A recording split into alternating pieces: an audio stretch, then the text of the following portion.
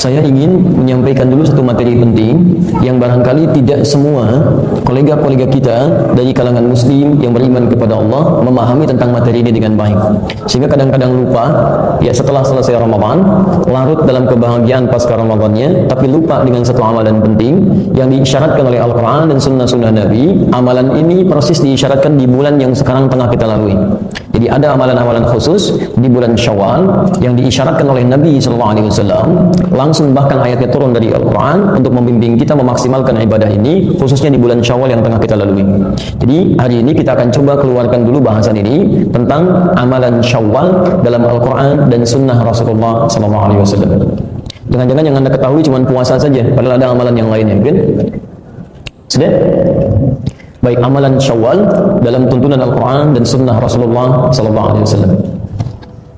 Baik, ada 3 jenis amalan. Saya ulang, ada 3 jenis amalan yang diisyaratkan di dalam Al-Quran dan hadis Nabi SAW untuk dimaksimalkan di bulan Syawal. 3 amalan ini, 1,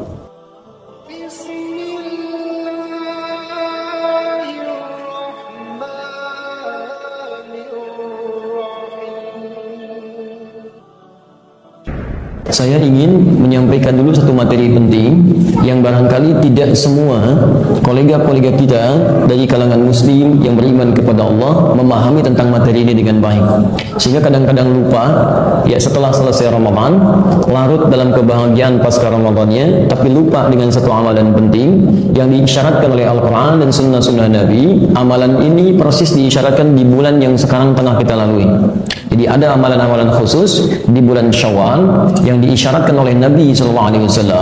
Langsung bahkan ayatnya turun dari Al-Quran untuk membimbing kita memaksimalkan ibadah ini, khususnya di bulan Syawal yang tengah kita lalui. Jadi hari ini kita akan coba keluarkan dulu bahasan ini tentang amalan Syawal dalam Al-Quran dan sunnah Rasulullah SAW. Jangan-jangan yang Anda ketahui cuma puasa saja, padahal ada amalan yang lainnya, kan? Sudah? Baik, amalan Syawal dalam tuntunan Al-Quran dan sunnah Rasulullah SAW. Baik, ada 3 jenis amalan. Saya ulang, ada 3 jenis amalan yang diisyaratkan di dalam Al-Quran dan hadis Nabi SAW untuk dimaksimalkan di bulan Syawal. 3 amalan ini, 1, adalah amalan yang dikerjakan di awal Syawal, khususnya tanggal 1 Syawal. Di spesifik tanggal 1 Syawal. Walaupun nanti asar itu dampaknya masih menyebar di sekitaran awal-awal Syawal. Mungkin ada yang 2 Syawal, 3 Syawal, 4 Syawal masih mengerjakan itu. Tapi secara spesifik dikerjakan di tanggal 1 atau di hari pertama di bulan Syawal. Amalan kedua, yaitu amalan yang dikerjakan di bulan Syawal, terbuka dari awal Syawal sampai akhir Syawal. Terbuka dari awal Syawal sampai akhir Syawal di luar tanggal 1 Syawal. Dari tanggal 2 sampai dengan akhir Syawal, misal 30 Syawal. Jadi kalau kemarin Ramadan 29 hari, berarti Syawalnya sekarang 30 hari. Dari tanggal 2 sampai tanggal 30, ini terbuka amalan ini. Dan ini cuma di bulan Syawal, Pak. Jadi kalau antum nggak dapat bulan ini, antum harus tunggu tahun depan. Dan belum tentu hidup tahun depan. Ya. Jadi kalau kehilangan yang ini, kita belum tentu berpeluang mendapatkan tahun yang akan datang. Baik. Yang ketiga, amalan yang dilakukan di bulan Syawal, tapi tidak dibatasi berhenti di akhir Syawal, berlanjut terus sampai pasca Syawal. Dimulai di bulan Syawal, bisa dikerjakan, dimaksimalkan di bulan Syawal, diteruskan pasca Syawal. Ini cukup menarik urutannya ya. Kalau yang pertama pembuka Syawal, tanggal 1-nya aja, atau awal Syawalnya. Yang kedua sampai akhir Syawal, di luar tanggal 1-nya. Yang ketiga, dimulai dari bahkan Syawal sampai lewat Syawal, Dzulqia'dahnya, Dzulhijjahnya, Al-Muharramnya, sampai ketemu Syawal yang akan datang lagi. Paham sampai sini? Baik. Pertama, amalan di awal Syawal yang terkhusus tanggal 1 saja. Isyaratnya ada di Quran, pertama surah kedua Al-Baqarah ayat 185. Nanti kita bacakan keterangan hadis ya pasca ini dari keterangan Nabi SAW dalam Al-Bukhari. Kita lihat Setelah Allah menerangkan tentang bulan Ramadan dan hukum Ramadan, syahrul Ramadan alladzi unzila fihi al-Qur'an hudan linnas, kan, wa bayyinatin minal huda wal furqan. Kemudian terus setelah menerangkan hukum puasanya, maka di ujungnya lihat ujung kalimat, ujung ayatnya, walitukabbirullaha ala ma hadakum wa la'allakum tashkurun. Apa tujuan kita menunaikan ibadah puasa? Setelah selesai kita berpuasa itu, supaya satu, kata Al-Quran, Anda bisa meningkatkan takbir atas hidayah yang telah Allah berikan selama Ramadan. Kemudian yang kedua, meningkatkan syukur atas segala nikmat pemberian yang Allah telah anugerahkan selama Ramadan. Selama Ramadan Allah berikan kita hidayah, petunjuk untuk berubah. Bukankah sebelum Ramadan, mohon izin, fokus salat kita kadang-kadang di fardu aja. Bahkan ketinggalan fardu pun perasaan kita masih biasa. Bukankah saat Ramadan itu muncul, jangankan fardu, salat sunnah ketinggalan aja kita merasa gelisah? Anda ketinggalan tarawih aja kan nggak tenang tidur kan? Padahal tarawih hukumnya sunnah kan? Kita dipaksa untuk berubah. Sebelum Ramadan ada orang minta di depan mata kita, belum tentu diberi. Tapi saat Ramadan kan yang nggak minta pun Anda catat, Anda cari. Dari mana fakirnya, di mana miskinnya, saya pengen ikut bakti sosial Ramadan tuh. Ya Allah kasih kita arah untuk berubah. Ya. Setelah kita mendapatkan petunjuk dari Allah, ada perubahan, ada kenikmatan ibadah dan sebagainya, maka selesai Ramadan nanti ada ibadah-ibadah yang diminta oleh Allah untuk ditingkatkan, khususnya dimulai kemudian di awal Ramadan di tanggal 1 pada khususnya. Nah, suasana ini fokus, ini yang mau saya tunjukkan bentuk ibadahnya. Ternyata bukan dalam bentuk lisan saja, tapi nanti dilukiskan oleh Nabi SAW dalam sabdanya. Lihat kalimatnya, "Lis-shaimi farhatan." Bagi orang yang puasa itu akan punya dua kebahagiaan. Ya. Farhatun 'inda fitrihi. Lihat, farhatun 'inda fitri. Suasana ibadah ini disebut oleh hadis Nabi dengan istilah farhah. Farhatun, ibadah yang penuh dengan kebahagiaan. 'Inda fitrihi. Fitrun, kalimatnya fitrun. Hari pertama di bulan Syawal disebut dengan hari apa? Masih ingat? Oh, lebaran apalagi. Baik. Coba lihat hari pertama di bulan Syawal. Baik. Ibu bapak kalau selesai Ramadan kemudian merayakan apa? Tuh, kalau merayakan baru tahu. Idul Fitri itu kapan? 1 Syawal. Jadi 1 Syawal disebut apa? Idul Fitri. Id Fitri. Tanggal 1 Syawal disebut dengan Id Fitri. Kembali kepada Fitri. Fitrun. Bukan kembali cari Fitri, bukan. Dia jadi kembali kepada Fitri. Apa tafsiran dari Fitri? Hadis Nabi. Dari mana tafsiran hadis Nabi ini? Dari ayat Quran. Ini yang mau saya terangkan. Jangan-jangan selama 1 Syawal kemarin kita tidak bisa memaksimalkan petunjuk Nabi ini, yang hasilnya seharusnya kita teruskan sampai hari ini. Walaupun itu dimulai ibadahnya di tanggal 1-nya saja. Paham? Baik. Lis-shaimi farhatan. Bagi orang yang puasa itu punya dua kebahagiaan. Amalan pertama ini disebut oleh Nabi sebagai amalan yang menghasilkan bahagia. Jadi orang mengerjakannya bahagia. Ini agak unik nih. Satu-satunya ibadah kata Nabi yang saat dikerjakan itu orang semua bahagia. Hampir nggak ada yang mengeluh, bahagia. Saya beri contoh begini, tidak semua ibadah ketika dikerjakan suasana hati bahagia semua, tidak semuanya. Bapak kalau sholat bahagia nggak? Halo? Ibu kalau sholat bahagia nggak? Enggak, Masya Allah. Mau bilang bahagia takut salah, mau bilang enggak keterlaluan gitu kan? Baik. Tapi begini, biasanya kalau orang bahagia itu, jangankan ditunaikan, dengan informasinya aja sudah gembira. Antum dapat berita, anak antum lahiran, baru beritanya aja, belum pegang anak ya kan sudah gembira kan? Di umumnya bahagia itu ketika mendapat infonya, walau belum dikerjakan, itu sudah ada rasa kepada hati. Kalau orang sholat bahagia, panggilan sholat apa? Adzan, dengan adzan ada pasti bahagia. Allahu Akbar, Allahu Akbar. Ya, kok udah 2 lagi, cepet amat ya. Nah, ini ada menunjukkan suasana hati yang berbeda gitu. Jelas ya? Ada suasana hati berbeda. Ini ada yang unik, tapi yang ini kata Nabi, baik yang khusyuk ataupun yang tidak khusyuk itu ikutan bahagia Pak. 1 Syawal ini. Ini baik orang yang Ramadannya maksimal, yang tidak maksimal, pokoknya ketika sampai 1 Ramadan itu sama ikut bahagia. Apa amalannya? Baik. Kata Nabi, farhatun 'inda fitrihi. Amalan yang pertama, kebahagiaan itu diraih ketika dia menemukan fitrinya. Ini. Apa tafsiran dari fitri, teman-teman sekalian, Bapak dan Ibu? Itu bisa dibagi kepada 3 amalan utama berdasarkan ayat dan hadis Nabi SAW. 3 tafsiran ini. Tafsiran pertama, 1, bisa diartikan dengan makanan. Makanan. Kemudian prakteknya disebut dengan iftar. Iftar. Bukankah antum saat puasa kalau masuk maghrib kan disebut iftar ya? Ya iftar dulu, iftar jema'i. Apa artinya iftar? Asalnya bukan buka, asalnya makan. Nggak pakai makan. Jadi makanan pertama kali yang dimakan, baik, makanan pertama kali yang dimakan, yang kita nikmati itu disebut dengan iftar. Ya jelas ya, makanya sarapan disebut futur dalam bahasa Arab, karena itu yang pertama kita makan. Di saat Anda puasa, Anda tahan lapar dan haus, tidak makan minum dari sejak subuh, ya, kemudian sampai maghrib Anda makan, pertama kali Anda makan itu yang disebut dengan iftar. Padahal belum tentu kemudian, mohon maaf ya, yang kita nikmati itu bisa macam-macam, belum tentu semuanya sama. Jadi poinnya, kenapa disebut dengan iftar? Ingin menunjukkan ada sesuatu yang dimakan atau dinikmati. Bisa makanan, bisa minuman. Sudah sampai sini? Jadi, kalau disebutkan iftar, senilai dengan kata futur, akarnya dari kata fitron. Jadi kalau disebutkan fitron, ini bisa berarti pertama, makanan atau minuman. Tepatnya jamuan lah, dan hidangan. Hidangan yang dimakan atau diminum.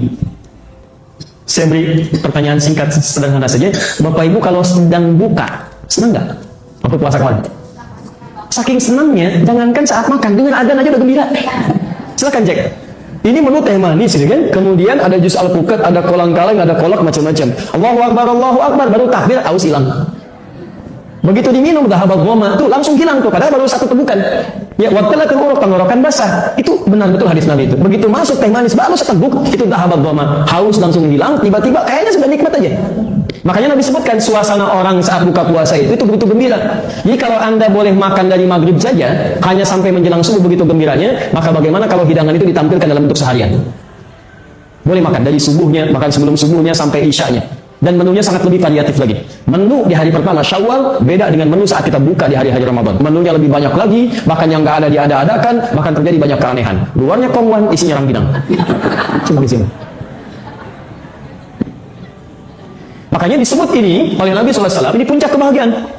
Di Anda hari-hari Ramadan saja sudah bahagia buka, apalagi ketika mendapatkan puncak ini, yang boleh makan sepuasnya, sekarang yang tadinya subuh boleh gak boleh makan, sekarang boleh makan, hidangan banyak dan sebagainya. Maka amalan ini disebut oleh Nabi SAW sebagai amalan puncak kebahagiaan. Saya mau tanya kepada Bapak Ibu, apakah harus orang khusyuk yang menikmati kebahagiaan untuk makan ini? Tidak. Mau yang khusyuk, mau yang tidak, mau yang puasanya belum dibayar, mau yang sudah sempurna semua, ketika masuk Idul Fitri pertama kali, ini. Maka dari itu, amalan sunnah pertama, ketika masuk momentum di hari pertama Idul Fitri ini, di hari pertama bulan Syawal, ini amalan utamanya menampilkan kebahagiaan dalam bentuk bisa berbagi dengan sesama. Ini amalan pertama. Karena itu bagi orang yang tidak memiliki bagian untuk dibagi, bahkan untuk dirinya sendiri, maka karena itulah kemudian menjelang hari-hari awal Syawal itu, bahkan ada syariat.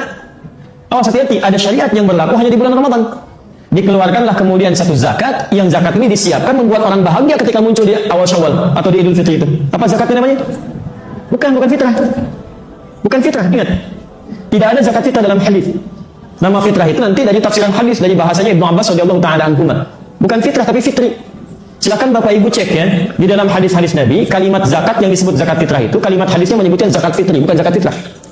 Kalimat fitrah itu nanti tafsiran dari Ibnu Abbas mengambil salah satu makna dari kata fitri. Nanti saya tafsirkan di akhir. Bahasa Nabinya bukan fitrah tapi fitri. Beda antara fitri dengan fitrah. Kalau fitri itu jenisnya, materinya. Kalau fitrah itu di antara maknanya. Kenapa disebut fitri dari kata makanan tadi? Jadi kalau Anda ingin berzakat dikeluarkan bagi para penerimanya, yang dikhususkan zakat untuk awal Syawal ini, di akhir Ramadan itu, persiapan awal Syawal, itu zakat dalam bentuk makanan. Bukan dalam bentuk yang lain. Walaupun dititipkan dalam bentuk uang, tapi disalurkan kepada penerima dalam bentuk makanan.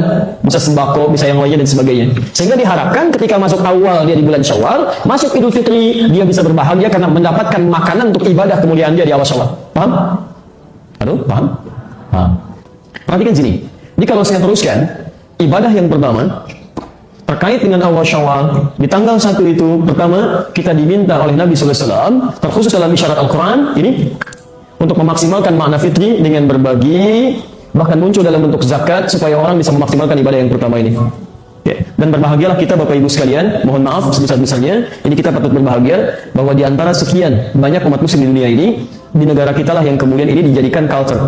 Ya, semacam sudah kebiasaan tradisi kita yang menghadirkan makanan, yang kemudian saling bersilaturahim dan sebagainya. Saya sarankan kepada Anda semua, ini yang luput di sini. Ketika Anda berbagi, mengunjungi orang bawa makanan, itu jangan diniatkan tradisi, rugi Anda. Niatkan untuk mengamalkan sunnah Nabi. Ini poinnya. Jadi tiap tahun kita buat makanan, barangkali cuma untuk dijadikan jamuan aja. Anda nggak niatkan dengan ini. Kalau Anda nggak niatkan ini, Anda nggak dapat bagian dari ibadahnya. Kita maksimalkan, barangkali ini yang luput. Coba saya mau tanya ya, pada Bapak dan Ibu nih. Bapak Ibu kalau kedatangan tamu sore ini, bikin makanan nggak? Bikin minuman? Kenapa? Karena ada tamu. Lihat, Nabi mengajarkan bukan karena ada tamunya. Karena Nabi perintahkan kita untuk bikin itu. Ini bagi orang beriman itu, lihat kalimatnya. Anda kalau belajar Al-Arba'in An-Nawawiyah hadis nomor 16, lihat kalimat Nabi-nya. Man kana yu'minu billahi wal yawmil akhir falyukrim dhaifah. Siapa yang merasa beriman pada hari Allah dan hari akhir, maka muliakan tamunya. Jadi saat kita menyambut tamu dengan makanan itu bukan karena tamunya mau datang, karena Allah perintahkan kita untuk bikin makanan. Kalau Allah nggak perintahkan, sekalipun dia datang serombongan, saya nggak akan bikin kalau Allah nggak perintahkan. Tapi karena Allah perintahkan saya bikin makanan, saya buatkan. Karena Nabi perintahkan saya hidangkan minuman, saya perintahkan. Jadi ketika kita mengerjakan berdasar perintah Allah, bukan cuma makanan yang dihidangkan, bukan cuma adab yang dihadirkan, tapi ada pahala yang dituliskan di situ. Saya beri contoh gini. Kalau Bapak Ibu misal kedatangan tamu malam-malam jam 2, Assalamualaikum, Assalamualaikum, dibuka nggak? Why? Susah juga. Baik, saya mau ambil level Nabi, Rasul.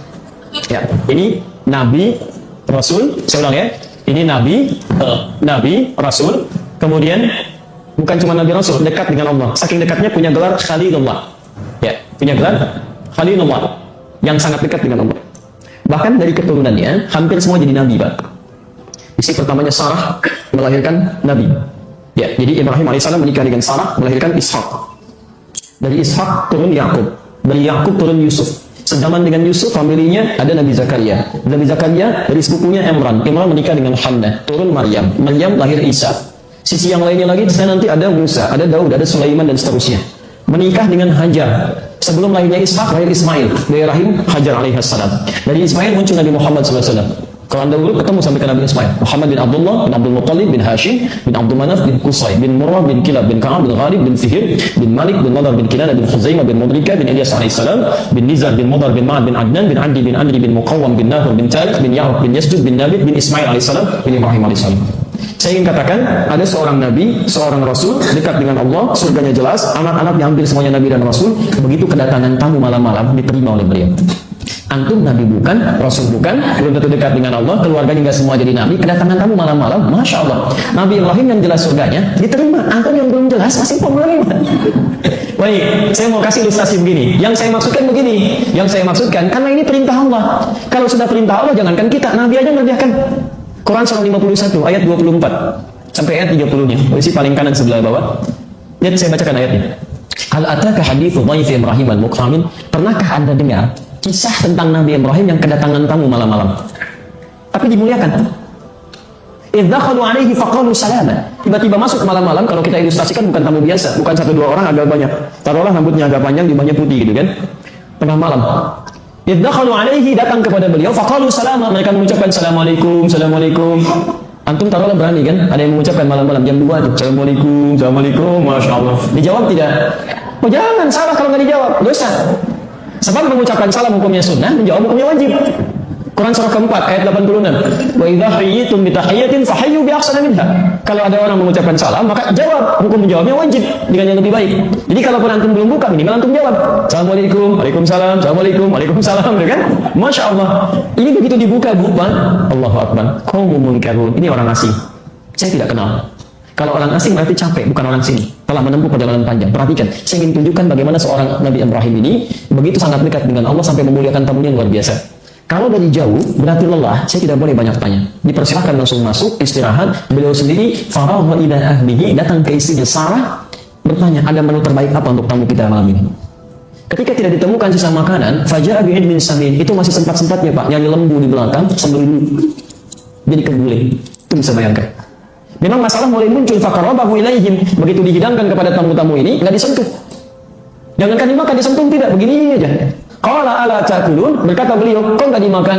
Diperhatikanlah secara seksama dari atas sampai ke bawah. Allahu Akbar, tengah malam, rambut panjang, jubah putih, lihat ke kaki, kaki nggak napak ke lantai.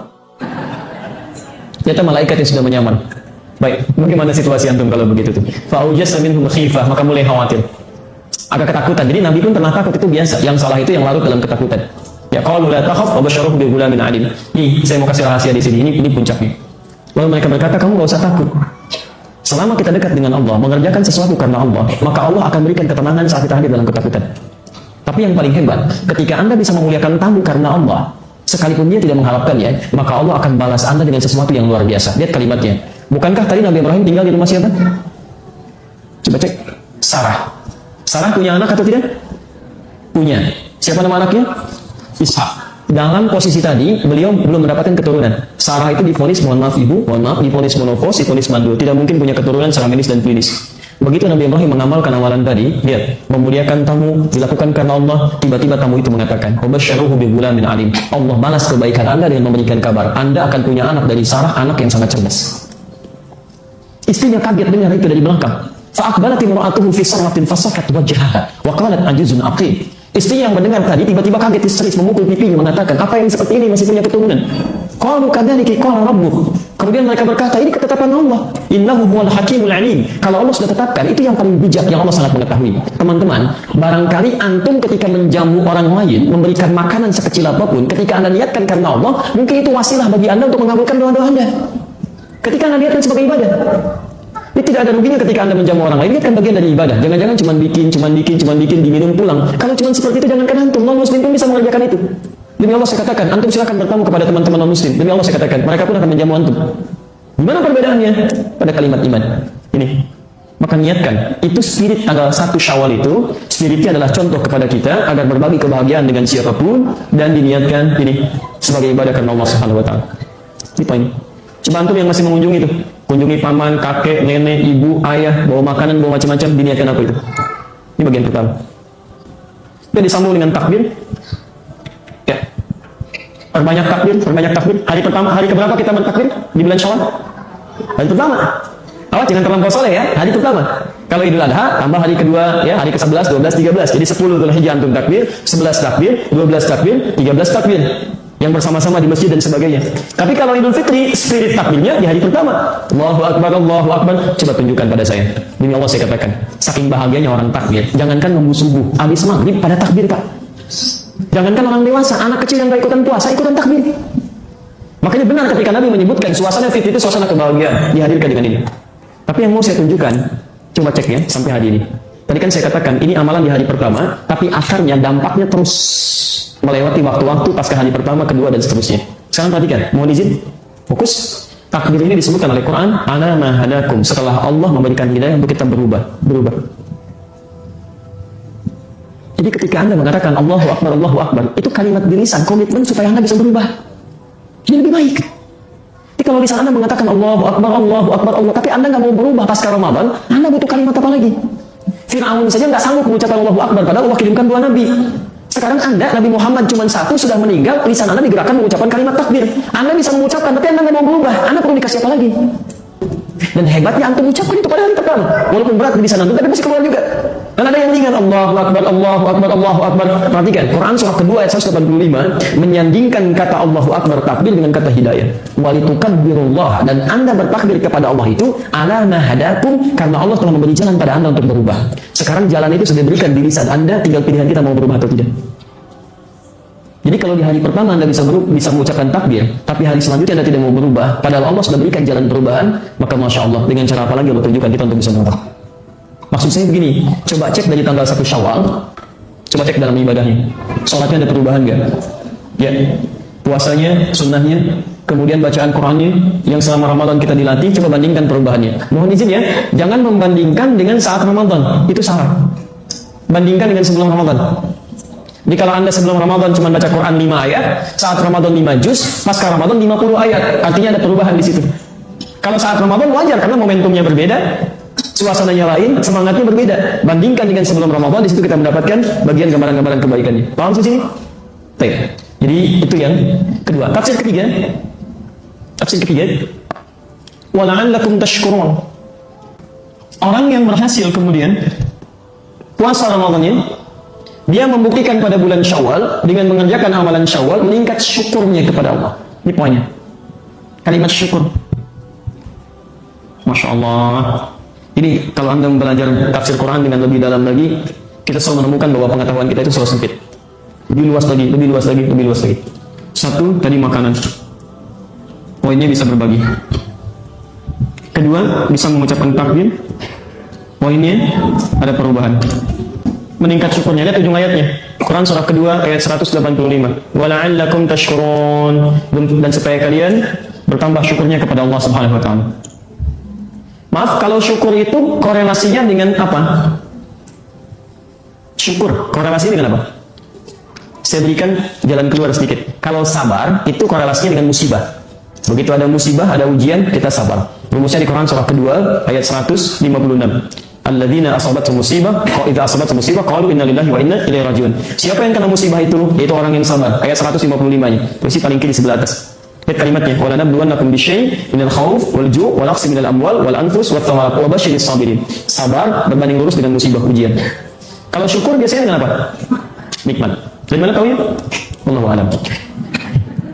Syukur berbanding lurus dengan nikmat. Dari mana tahunya? Quran surah ke-14 ayat ke-7.